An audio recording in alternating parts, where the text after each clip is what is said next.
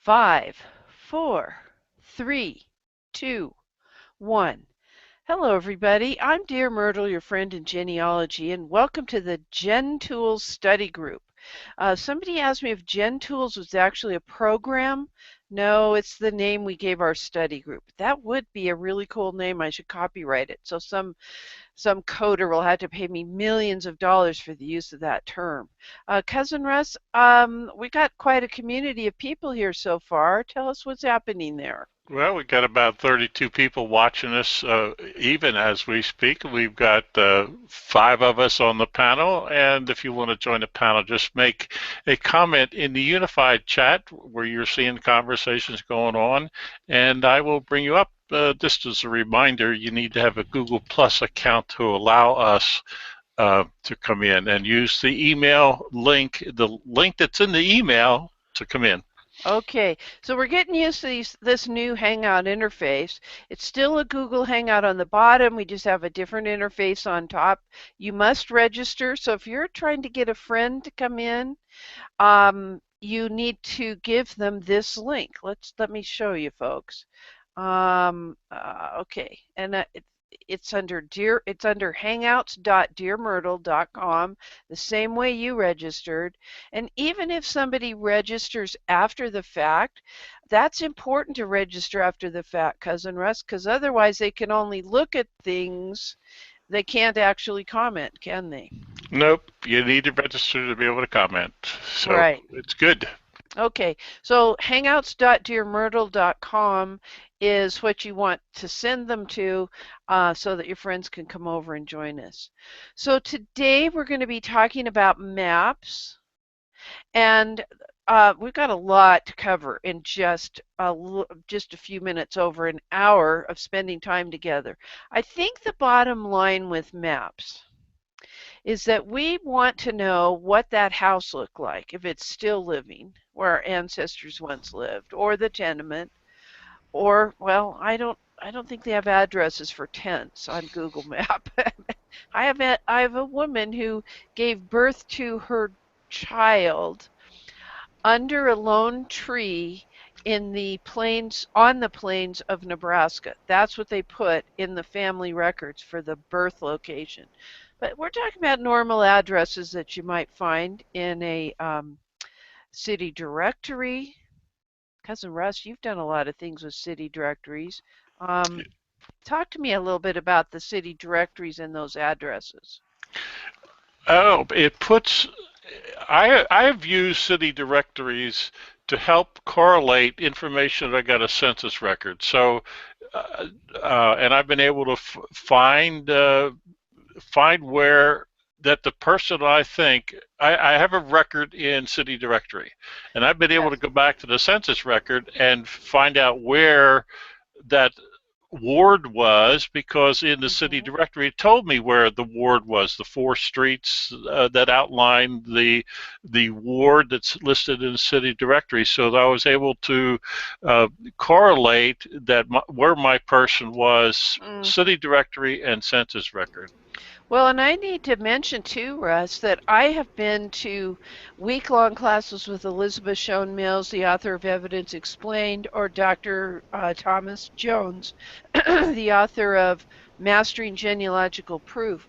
And they have used maps and figured out where various people own property as part of a proof argument to determine, yes, these are our relatives, because where once a fellow was paying for 100 acres, now these 4 men with the same last name are paying each for 25 acres, their taxes every year. Boy, that I sounded like Yoda on the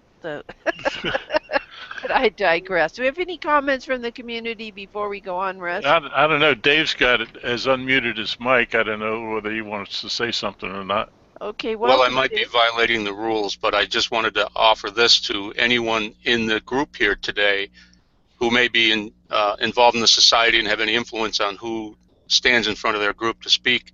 But in speaking of city directories, Russ Worthington has an excellent presentation on city directories. If you can get them live, that's terrific. If you can do a hangout with them or a Skype meeting or whatever, but it's an excellent It's good. presentation. He's got a good handout. So sorry, Russ, this is the commercial. I'll send you the invoice. Yeah, I saw you pass that $20 to him under the table, Cousin Russ.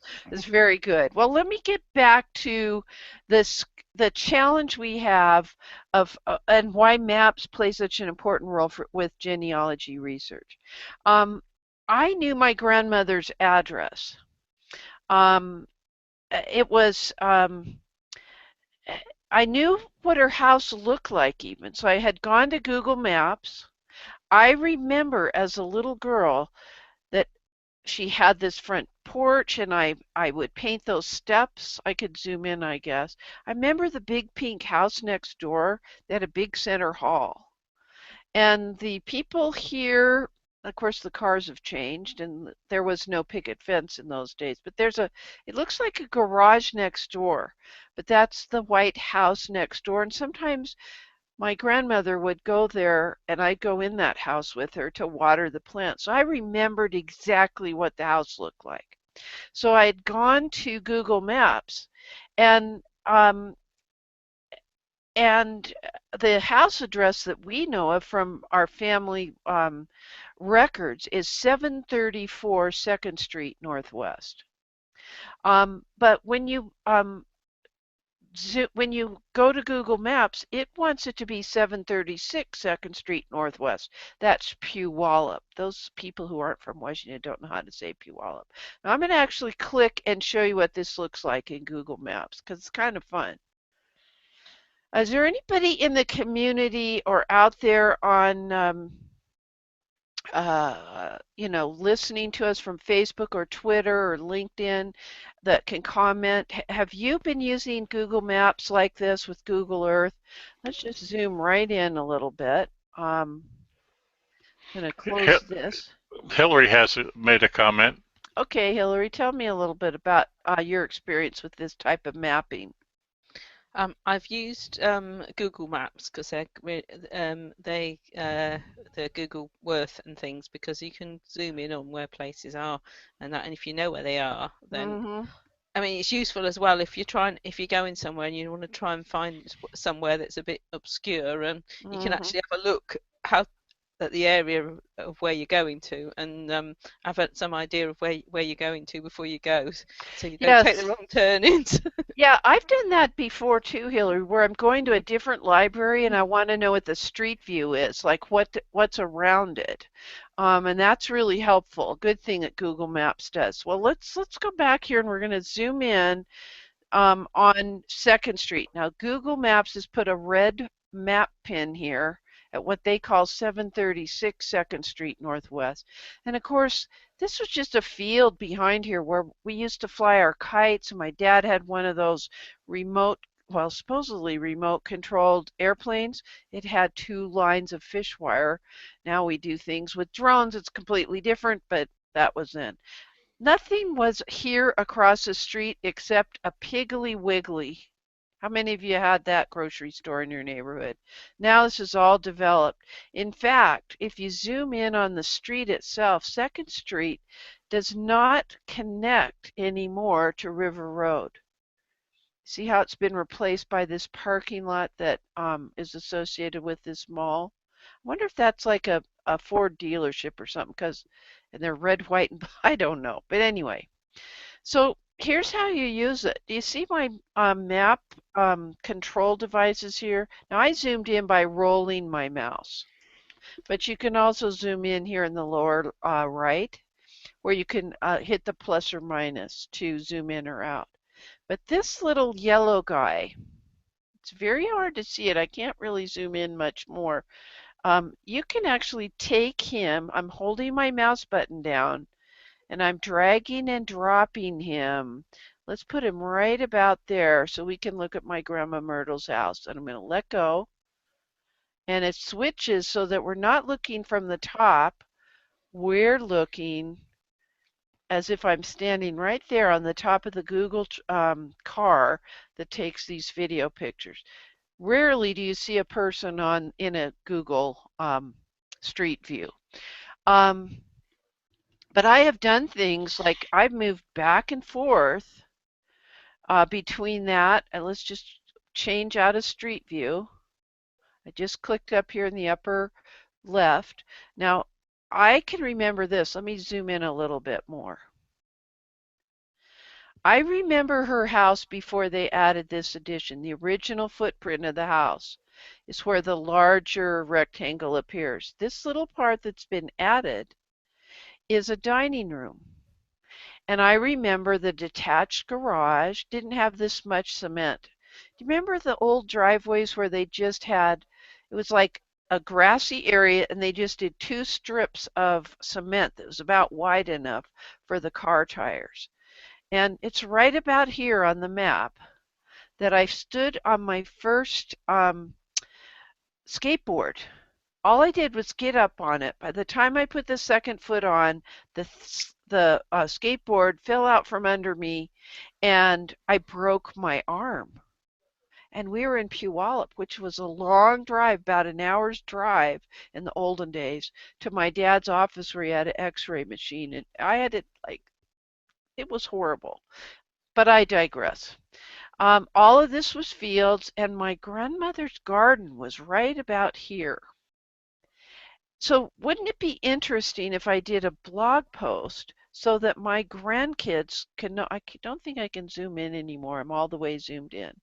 But it would be cool if I put, a little skateboard graphic here, or something with carrots and tomatoes. And she used to grow dahlias. That's how she pronounced them. In her garden along she had a little fence line there. My brother out behind the garage smoked cigarettes. All right, that's what you can do to relate to a map and tell family stories.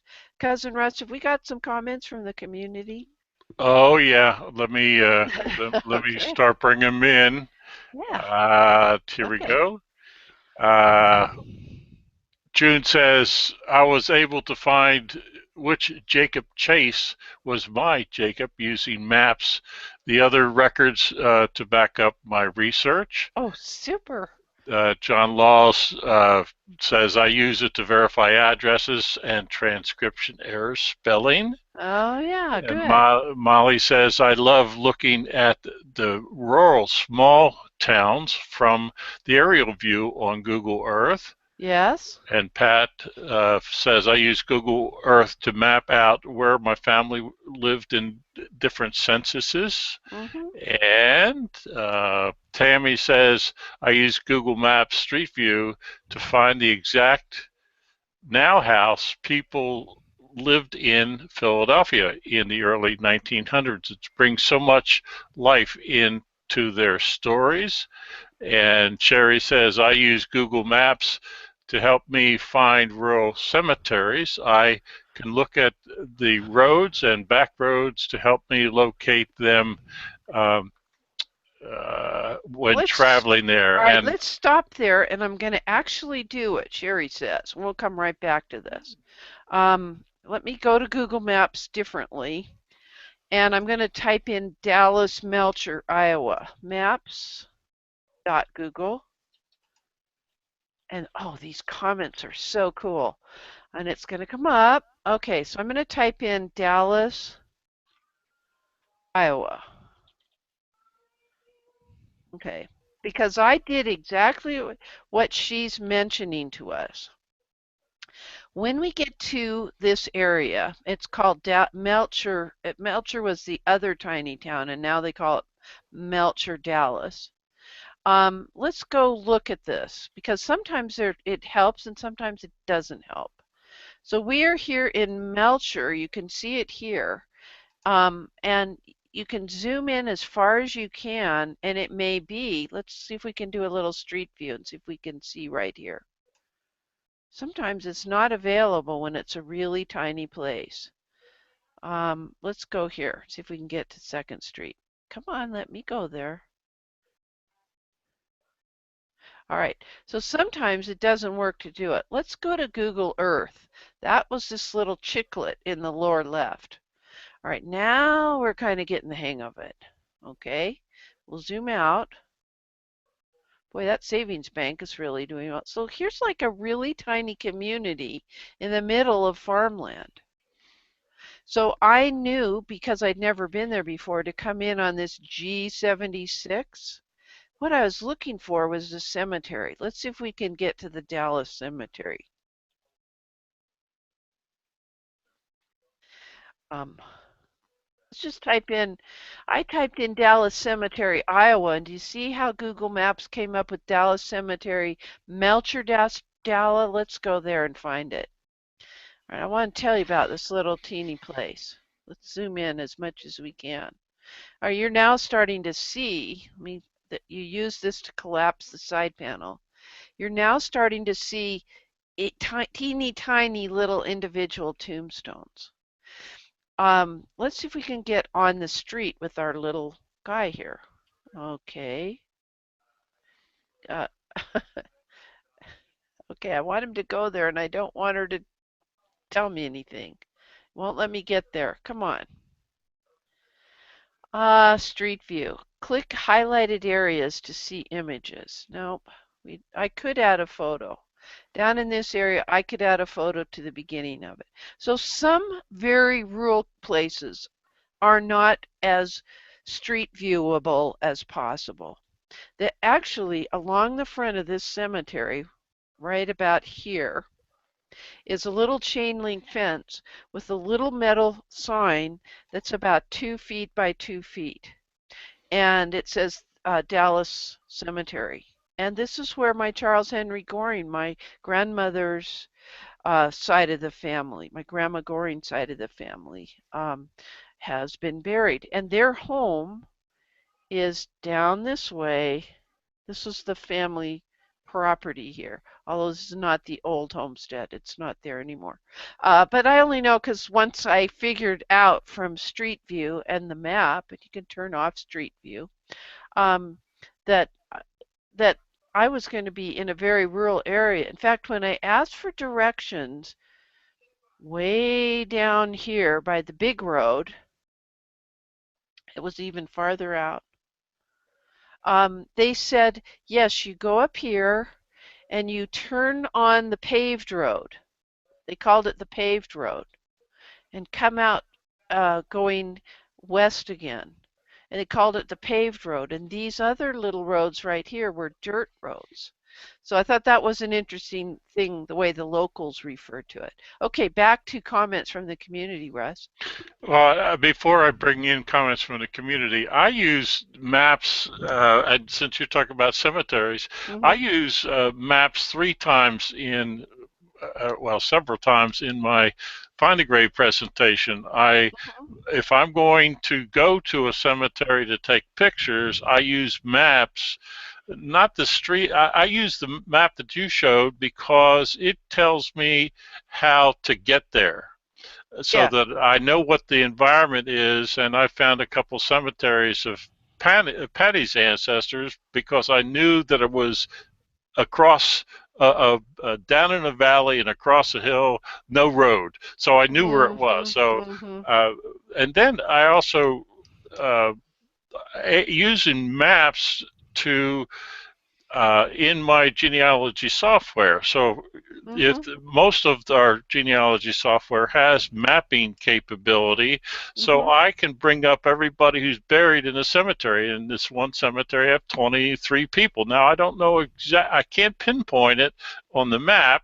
If I GPS for each headstone, I could do that, but I don't. But I know who's all buried in that cemetery. And the third item that I like about maps is that I can show a migration path for a person.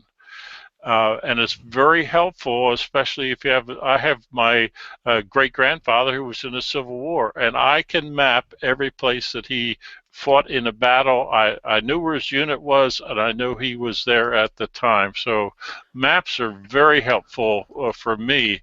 Now let me go back to bring in some comments. Cool. Okay. And Joy says, I use Google Earth, and many of the homes that my ancestors live have been torn down, and apartments, newer houses, or commercial buildings have replaced it. The addresses where they lived don't exist anymore, but but because there's new houses. And You're breaking Karen, up just a little bit. I and wonder Karen, what's happening. says, I am in the picture of Google Maps. I was sitting outside on a table. I love it. Dave made a comment, Google Maps are useful in Europe as well. I've been using locations in Europe, and I think I got a question that's, here we go. All right, well, Molly, before you bring it up, let's just ask Hillary and John. Let me go to Hillary first.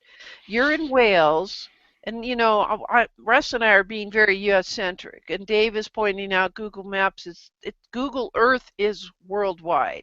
So have you used Google Maps in your research yet? Yeah. I use to be honest, the Google Earth is probably the actual going in and doing Street View and things like that is actually really quite useful to use, I find. I have used it, but quite often I've managed to actually go to the places that I've been needing to go to anyway. But it still doesn't always help you if you can't find the actual place that you're looking for, even once you're on the on the ground. Sometimes you can't find that particular house that you actually want. Because you find it's the one place that's been torn down in the whole street or something. Yeah, I hear it. Now there's a high rise here. And John, you mentioned earlier that when you're doing your one name study on the surname laws, we're getting some noise from your neck of the woods. Somebody just went by with a very loud motor car. Motorcycle. I Yeah, it sound was a like motorcycle. I sound like It was a bike. okay. Motorcycle. So when you're looking for localities, it isn't that you're necessarily going to visit. You want to see if it's been spelled correctly. Yeah. Actually yesterday I was doing some work in New Zealand Yes. on Ancestry, Yes. and I looked in the film strip at the bottom, Yeah. and I went right along because I found a list of cemetery interments, and there was maps at the end of the cemetery with all the plot numbers and everything. Oh, I wish that was online for some of my cemeteries. So it's amazing where you don't just, unless you explore the film strip at the bottom, you just don't know what's there. You don't know? Yeah, you don't know what's there till you look. No. Russ, are you hearing breakup or is it just old Mert here? I heard a little bit, but okay. It might be sometimes things happen in the world, and it causes the internet to slow down, not just our hangout. It may be worldwide, we don't know. But let's bring in some more of those comments, Cousin Russ. I'm really excited. This is a question. Is there any legal issue of using the photo of a house where someone now lives? Would you need their permission to blog the house? What do you think, panel? I haven't thought of that question before. What do you think? Well, I can't see any issue with that. Well, who took the picture? If I take the picture, I'm going to put it up because I own the copyright for that picture. Yeah, sure. Well, in my blog Oh. post, I gave the link to the Google Maps where I found and mentioned Google Earth was the creator of that. They don't mind if we do that. I think that they'd be upset if it was a compound like, well, they even have maps of the castles in England. So we know if the flag's up, the Queen's in residence kind of thing. I think that a home is a public place from the outside, from the street view. But I'm not an attorney. Yeah, I think that we did something in the 1940 census where we Carrie and I used Google Maps to plot where our families was. Now if we link to there and have that pinpoint where the house is, the viewer using Google Earth can use the Google Earth map, so it's not on me. I just put the link to it. Yeah, I hear you. Well, I chose to put it in my blog post because of my fond memories of my grandmother. And actually, I would be taking the map and I'd be putting the little skateboard on top of it to tell that story, the aerial view with the little graphic. So I'd be modifying it. I'd draw a circle around the addition, the dining room addition, because my grandmother's little cottage there, that's my real grandma Myrtle. She had one of those kitchens with a big, huge porcelain sink that was mounted on the wall, and a little breakfast nook, and that's where she taught me how to play solitaire with cards. I'm digressing, and I want to get going. What have you got there in comments, and then we'll go to a PowerPoint. This is follow-up for Molly's earlier question. The reason why I ask, as I have a photo of my great-grandfather's house in Heartland, Vermont, taken in 1999, would love to add it to my history. So who took the photo, Molly? That may be the mission critical question to ask. I don't know. I have one more from June. She says, overlaying old maps over new maps aids in finding where the ancestors would have lived now. That is a very good point. I want to bring this up. I want to look you straight in the eye when I'm talking to you about this. I take exception to a decision that, for instance, a very wonderful colleague of ours, Krista Cowan, Russ's cousin, who says she wants to use the locality when she's listing in her genealogy program, the name of the person, the date of an event, and the location. She wants to use the current name of the location so that her genealogy management program can map the location to that spot on the face of the earth. I take exception to that because I'm a different kind of researcher. I do a lot of archival research, not that Krista doesn't, and I need to know what it was when the grandfather lived there. Okay, it's Kentucky. But when the grandson is still on the family farm and it's now in Lincoln County, Kentucky, that's a whole different courthouse, quite a different bit of a way, because the grandfather, when he first took that property and developed it, it was part of Virginia. So I would have to look at land records that were in a courthouse hundreds of miles away in Virginia. Problematic if we don't consider the fact that the ecclesiastical boundaries change over time and that the jurisdiction from the local government and national government may change over time. And that may dictate where the records for the grandfather are archived. I mean, it may not find them in Lincoln County, Kentucky, though the map, the link to a current map, a current Google map, would put me clearly in the state of Kentucky. Anything else on that, Russ, I can see? No, I totally agree with you, because the program that I use lets me put historical place names in, because I have if I had Mayflower ancestors, they were not in Massachusetts, USA.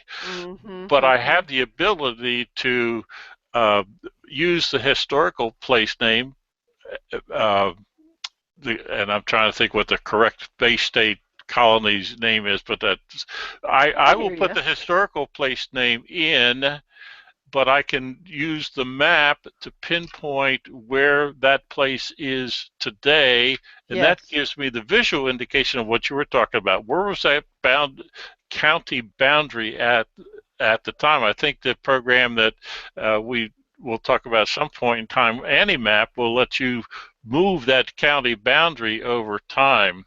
All right, let's bring up a comment from Sherry. I think you've got the comment, Russ. Yeah, I do. Sherry says Lisa Louise Cook would probably answer that question. She has written books on Google Maps and Google Earth, and she also has done several webinars on that map overlay, because I believe that she gave a video on how she found her San Francisco earthquake ancestor by using a picture and Google Maps and Google Earth and overlaid the historical place of 1906. All right. Well, we've got some other comments, and I've pulled up the actual links. Here's Lisa Louise Cook's article that she wrote about the Google Maps Street View. So let me share that link, and I'll put it right in the unified chat there. Google plus Maps is there's that one going forward. And so she's doing a similar thing of explaining how, in her case, this picture, somebody, she's showing you can zoom in or out, a few things like that. And if you're a premium member, there's a video called The Travel Time with Google Earth. It's a premium video. It's behind her paywall. No problemo. And somebody here came up with this. One of those starred comments, Cousin Russ. General guidelines for the use of Google Maps. So thank you for sharing that. I actually missed who posted that. And we've got a bunch of other things happening here. Let's see. And then, Russ, do you want to bring that one in? That's the permissions one, which I just had up. I'm sorry. Anything else from the community? And then we're going to look at this little short PowerPoint. Dave had a comment about determining historical county lines. I just saw the link on Facebook earlier today about a blog post that Randy Masters put up. Okay, so here is this quick tips that Dave Robinson pointed out to us, and thank you for sharing that, Dave. Present day and historical, and hit the go button. So he's describing this process. Now this is clearly Google Maps. It's embedded in the article here, and that's a very good article. It's brief but to the point, so go for that. All right, I do have something prepared to share with you, and this is from a very old PowerPoint. And it's got some good scanned images of different kinds of maps and atlases. Can you see this, Russ? Yes. Yep. Very good. All right, let me get on the right screen here. Okay.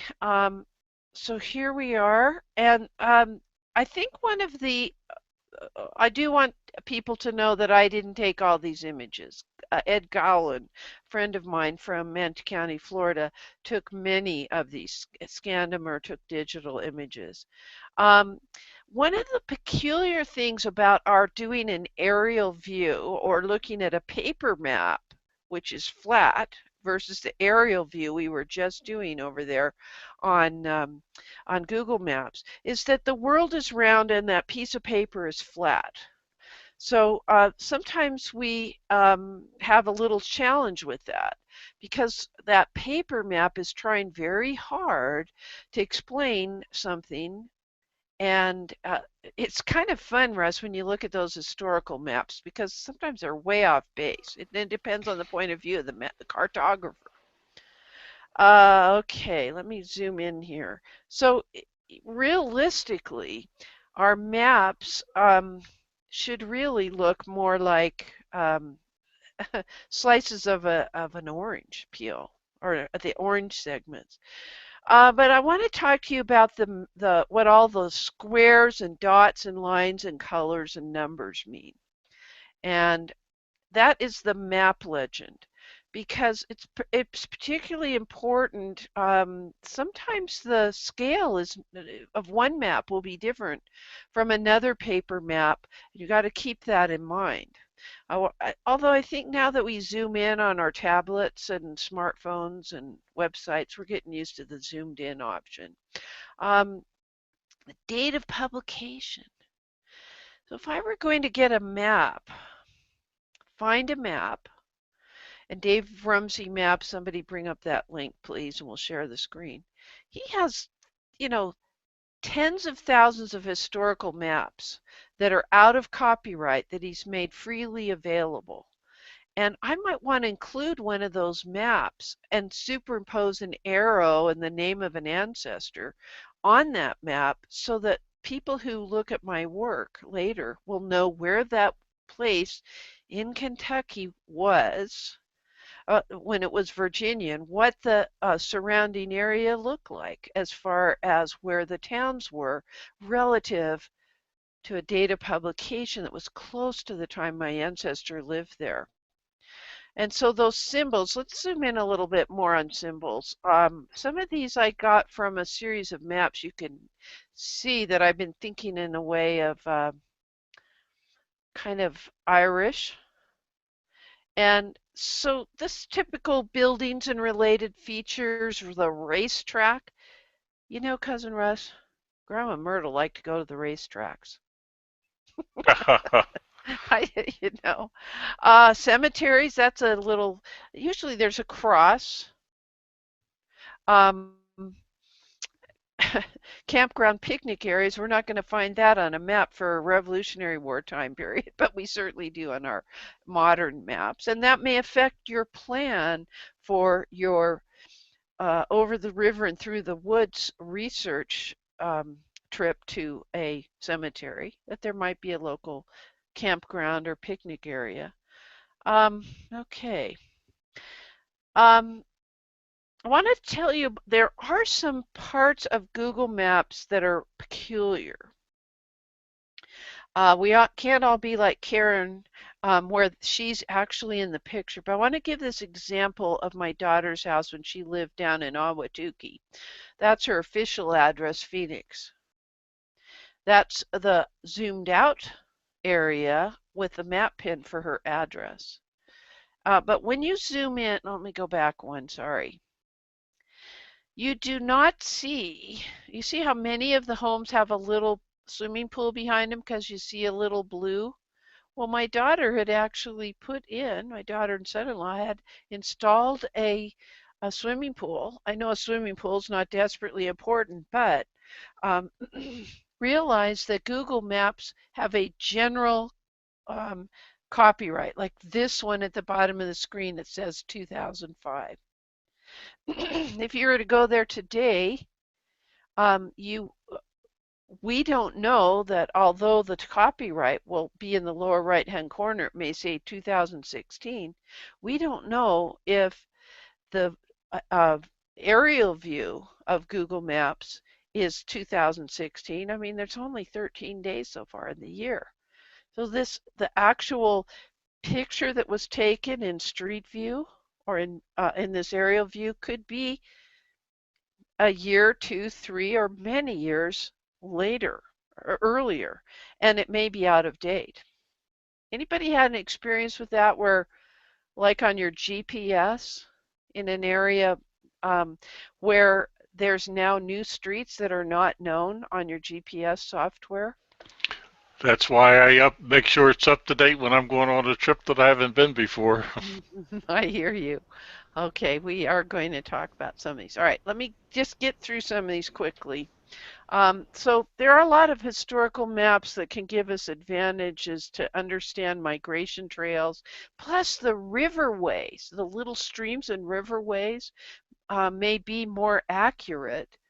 Whereas in the meantime, in the last 50 or 100 years, there could have been flooding like we've been seeing in the Houston area just last month, where entire rivers have changed their course, and that may affect where where your understanding of the family farm would be. If you look now, you'd see a river running through it. That sounds like a movie, Russ. And but if you looked at a map that was of the time period, I mean, I'm even talking 1965 maps might be more accurate than something nowadays. So let me show you. There is a whole series of maps here. Let me get this link for you, Russ. It's if you just go to rootsweb.ancestry.com and look for their genealogy maps, they have a collection. That was one of the first collections of maps that was that were the antique maps. I love maps like this where you see here's the Manatee River. Oh, I don't think that's the this is not the Manatee River. This is the town and harbor of St. Augustine. It's even spelled incorrectly, isn't it? Well, that's the way it was spelled back then. Exactly. And they call it East Florida. I'm going to sneeze. Let me find my sneeze button. Okay. And we got to put it in our genealogy programs as Austin. Okay. Beautiful old colored map with a. We're really happy when they happen to zoom in on just the part of New Jersey, for instance. But then they put New Jersey with a larger zoomed out map in perspective. This shows East Florida and West Florida. Do you see how that's encompassed some of our states? I don't know what this is the colonial time period, just before the Revolutionary War. Dave, you had a comment here about global positioning systems. Yeah, my wife and I were driving into Boston using the GPS system in the car with the maps on the dashboard to make it nice and easy. But we got stuck. We couldn't go any according to the map because it wanted us to go under Route 93, which 2 years prior had been where the big dig in Boston. They put the highway underground and replaced the highway with a city park. So we were stuck. So we just parked the car and walked the rest of the way. It wasn't a big deal, but I certainly don't update the software anymore. Because it seems as though Waze keeps it pretty much updated and Google Maps keeps pretty much updating. So, and that's all free. It would have cost $200 to change the GPS in the car, but on your I've been using Waze very effectively lately. Well, I think that's interesting too. What Mr. Mert and I do is we'd use a combination of the map that he updates on his Ford F-150 built in the dash, and I think he updates it like every other year or something like that. And then who's ever in the shotgun seat, who's ever the passenger, pulls it up on their phone, on their so that between those two, you can figure out how to get someplace in a city. I hear you. All right. Let me get back to this. Another old map. I like the idea that it gives you you know, these are various counties. There's a big legend on the page, but I just wanted to zoom in, let you see that. Another pretty one. This is from the Library of Congress collection. loc.gov, and then search for maps, and they have arguably the largest collection of U.S. maps and pretty good collection of world maps, historic ones. And they're not all scanned. In fact, they couldn't possibly scan them all. I've heard from Rick Sayer, who is right now, he and his wife Pam Sayer are in the middle of teaching maps in an advanced land records class at Salt Lake Institute of Genealogy. And he's walked with the map librarian, the map room librarian from the Library of Congress, and been taken in the back to see how they're conserving some of these ancient maps. Family Search is working very hard on something called the Austro-Hungarian Map Project. And this is right from, it was back in 2005, this was a sneak peek, and now it's actually live, where you put in somebody's name and their birthplace, and they will plot, Family Search plots it for you on a map. And so it's basically a searchable database. So it's kind of cool when websites try to help you out this way. All right, and I have a question for you about that map. Does that help you determine localities where people who of Polish heritage who had to describe that they were either from Australia or Russia or Germany because of the shifting of the boundaries up until 1918? Yeah, and I can't speak specifically to that to answer that question, But I will tell you this, that there's a website. Let me pull that up. Pull up Jewish Gen and pull up their town finder. Somebody could do that, jewishgen.org. Maybe you could do that, Dave, and we'll go exploring. Let me know when you, well, I can see it when you've shared your screen. That way I'll get through this a little bit. So this is how you, this is an old family search screen, but you still have the option where if you see the location of birth and it's clickable, it will take you directly to a map. So that's how you find it if you happen to have searched for a map. And these are David Rencher's actual screenshots. Certainly they've changed their interface at the top of the screen, but this clickable link, if it's available, it's going to take you to that map. It's pretty darn cool. Okay, I've got it up. I had to remember my username and password, but okay. But I've got it up. I'm not sure where you want me to go, but I'll screen share and see. Yeah, screen share, and we'll pull it over. I'll just finish this slide. Yep. I would like you to see these maps. You'll see a series of maps at some websites where they'll show you the basic development or settlements over time. This is 1675. And the pink is the extent of the areas that are actually settled in 1800. That's 1820.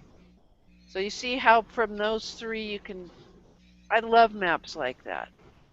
Because then I know that somebody's not out here in Memphis yet. They're just a small group in Memphis. All right, Dave, you've got something up on your screen. Let me move the camera to you and we'll go exploring together. All right, so yeah, so let's go to, I don't know if it's databases or research, so check one of those if you wouldn't mind. Can I go to back to that page? Yeah, let me turn there we that go. off. Okay. Yeah. Do you still have it on the screen share? Yes, but I'm going to take the screen share off because that has your phone number and you're going to get a lot of people calling I just you. realized that, yeah. All right, so go to the, just go to any other screen so that I'll go to research screen. Okay, and then that'll privatize it and I'll bring it back. Okay, you have it now? All right. All right, so, you know, you may not have Jewish ancestors, Dave. I do not know. Well, and I don't either, but I do have people that lived in Leipzig and Dresden. And they were here though by 1848, but it helps. Now let's go up to databases. Yeah. Now there's a town finder option. If you just roll over it, you would have gotten it, but let's see if we can find it here. Oh, okay, yeah. I got it. Town finder. Town finder, yeah. So if you know the name of a community, like let's put Dresden, Dresden, and we if you scroll down, the second entry, can you zoom in a little? Me? Sure. Yeah. All right. So now what you're getting is when we're letting the town finder search for the word Dresden, we're seeing what, 4 entries here? Altogether, yeah. Uh-huh. And what you want to compare on all of them, like let's take the first one, Dorsten, when it was part of Germany. 51 degrees, 40 minutes north latitude. The other one is sort of close. And from those map coordinates, you can tell part of the time it was in the Ukraine, part of the time it was in Poland, part of the time it was in Germany, or you may have completely disparate modern town and county. Somebody needs to mute. I don't know what that noise is. Russ, do you know? It's Dave. Oh, it might be Dave, and I have to talk to him. Well, anyway, what they give you are, you know, after World War II, it was in Germany, or it was in the Soviet Union, or it was in Poland. They'll tell you what it was. Across the top, you'll see those column headings. Between the wars, circa 1930, circa 1900, before World War I. It could have been in Preußen, Westphalen. It could have been in Sachsen. It could have been in Minsk. So when you search for Dresden, the name was put through a series of, it's not just sound X coding like we used to do on our let's mute Dave. Dave, can you mute yourself for a Yep. minute? Yeah. Oh, that's a little bit better. We're getting a lot of that microphone humming. And some wind blowing. But anyway, that sounds terrible. But what's happening when you type in the word Dresden is that their search algorithms kick in, and they look at various language characteristics that could be employed around the letters you typed in English to come up with, like, let's go the third one down, Droisten. I don't have that language in my mind. I'm very English, but that could be a spelling of it for that time period. And it could be pronounced differently, but it came up on the hit list because of the search algorithm. So that was at jewishgen.org. Thank you, Dave, for sharing that with us. Russ, have you got some comments from the community? I can bring them up. Let me Okay. see what I got here. I still have more slides, but Well, go ahead. all right, we'll do that for a bit. All right. This was important to me. I have ancestors that are early Mormon pioneer ancestors on my dad's side. And so they were dealing with this, leaving St. Louis or farther north even, doing the Oregon Trail. This is putting this into context prior to their 1842 migration, because this map is 1803 to 1807, but these were normal Pikes Peak migration patterns, or Lewis and Clark's expedition. Lets you understand a little bit more about where these, I mean, this one goes clear down into Chihuahua and back down across the Rio Grande. All right, let's pull this one in. It's helpful to know if at a certain time period a state was not a state, it was a territory, an official territory, or an area that was claimed by a certain other state. Let's that was for the pre 1875 time period. That's 1790 to 1920. Now we've got this little part here. Wish I could zoom in more. Territory of Ohio and the Mississippi Territory down here. I had never thought of the Ohio um, Territory being that low south of Tennessee. Here's Ohio up here. I don't know if you have things like this, Hillary, in Wales. This one was particularly telling. The Oregon Territory included Washington State, Oregon, Idaho, parts of Montana, parts of Wyoming, and even no, that doesn't go into Colorado. Do you think, Cousin Russ, normally of Wyoming as being part of the Oregon Territory? Nope, unless I looked at historical maps. Very good. All right. Okay, and I don't know. Well, let's skip on to this one. There are also such things as demographic maps. Part of putting our ancestors into historical perspective is understanding the socioeconomic and cultural influences in the area, in the region, and in the country. It helps you realize that in a will for Conrad Weiser, when he is bequeathing a linen shirt and a belt buckle, that was pretty good. That was the thing you'd mention in your will. It wasn't that it was a particularly marvelous linen shirt. That was just the socioeconomic status at the time, that if you had two linen shirts, you'd give one to one son and one to another one. Now we have so many shirts in our closet, Russ, and laundry piling up. I mean, these are first world problems. This is a map of male unemployment. This one has also to do with uh, uh, a vision of Great Britain through time. This is still a popular website. How many of you have German ancestors out there? I hope I hear from people in the community. This is a 40-volume series. Kevin has just done a marvelous job pulling these together. Family Line Publications, Leela Meisler's publishing them. And it has to do with where are the parishes in this case, the Grand Duchy of Hessen. Kind of makes you think of maps like this in book format for England.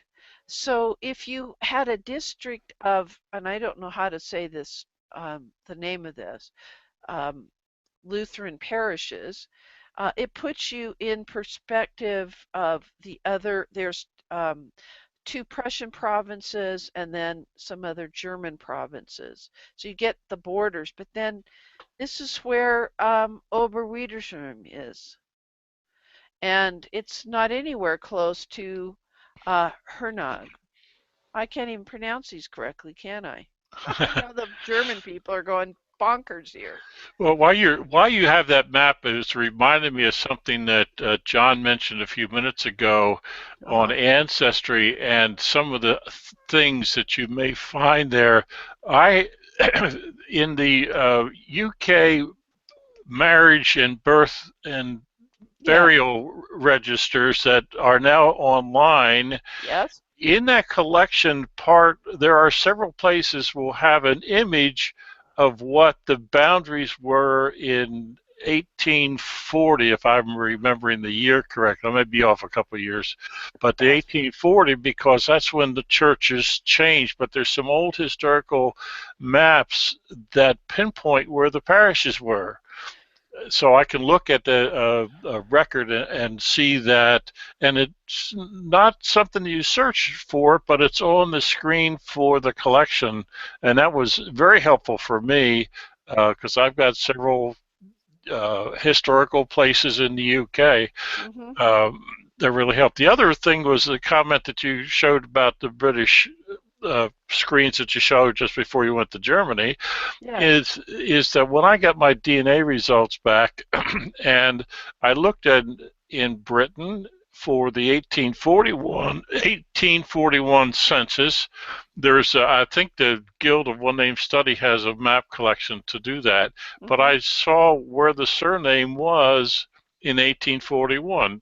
Now my ancestors had come in to the colonies far before that, but I said I should have had a DNA match because of the population and how tense number of number of dots on that map the surname was. So they'd plotted for you. Yeah, it was plotted based on the data that I think the guild has it, but so I knew where the surname was in 1841, and why didn't I find some DNA matches in the same location? Because the population was there. All right, so let me pull up two things. I'll move the camera over to me for a bit. To my other Philimore's Atlas was something we used in paper format. By Cecil Humphrey Smith. And you'd actually then, if you knew that your person was from a certain town, then it would list in that town. You'd see this town, and it would list all the church parishes in that area, that immediate area. So if you didn't find the christening, you found a christening in a certain marriage record. Well, that doesn't make sense. Christening record in a certain parish, and now you're wanting to find out where could the christening and marriage have taken place, since it wasn't in this particular parish. You do the 5-mile search, and you needed to know what were the other churches in a 5-mile radius, and that was something we used in paper format. And I think there's something that replaces that in digital format. And this is the Guild. Is this where you went, Russ, when you were talking about that?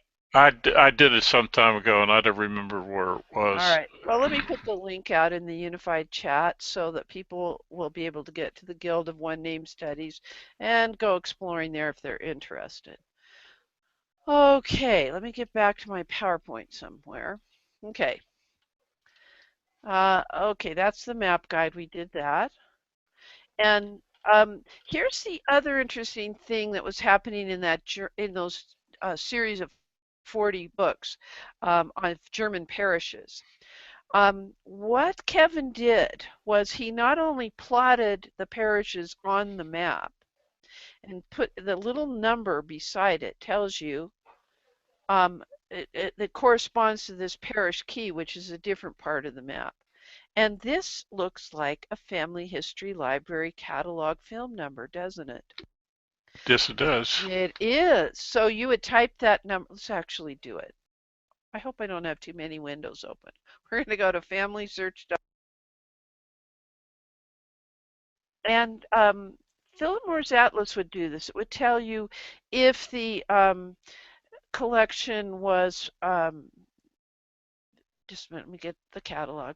If the parish registers were already extracted to the IGI, come on, catalog, come up. We can do it. Search the catalog. They may want me to move sign in, which I will do. Oh, it's anciently slow. Okay, here we are. There's the catalog. So we're going to go to the part where we can search by film number. So I'm going to click. And let's just pick one of those film numbers. I'm going to have to put that on a different screen. I can't remember it. Dang. Somebody write down this number so I don't forget. Anyway, that's what you would do, and it would pull up the parish register not the actual film, but the entries for it. So this 1336709 would have been what I should type in, or 1346204. And then it would take you to that part of the catalog where it would list the Oberwiedersheim parish register books. It could be there could be council minutes. There could be all kinds of things you don't know to get to that microfilm to see what's on it. And the microfilm, if it's been digitized, there'll be a clickable link. So these kinds of maps in book format, like this, that give you the links to the specific, this microfilm, are very useful. There's your Fillmore's. It tells you if it's a National Archive film or Family History Library film for that particular parish. Here's one for County Armagh. And then you would click on any one of those and it would take you to this kind of a page. This is part of the legend. If your people were from the area of either 8 or 29, you'd click on 8 and you'd get to the parish of English, spelled a little bit English. I don't know how to say that. Anyway. Ethnic distribution. I want to talk to you about this, Russ. I actually see Mr. Mert once in a while. He's taken that church records class from Dave McDonald at Salt Lake Institute. And in class, Mr. Mert presented the name and the location of one of his elusive ancestors. And because Dave was very familiar with ethnic distribution in Minnesota and Wisconsin and Michigan, he was able to say, yes, the people that settled where your ancestor was, and it's still very, I think it's North Dakota actually, very small area, tended to come from this other area back in Sweden. Where else can we go to get clues like that, Russ?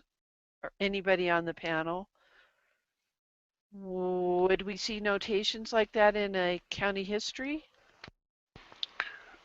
I look for migration patterns, and some of them didn't make sense. But if you stop and think, the biggest one for me was in Frederick, Maryland, where I was told that it was Union friendly, and now I know Maryland in the Civil War, the U.S. Civil War, that Maryland was a border state, but I didn't so when I looked at the history of the town that was supposed to be Union when 30 miles away it was a Confederate town, Weird. I looked at the history of that town, and it was settled by Welsh.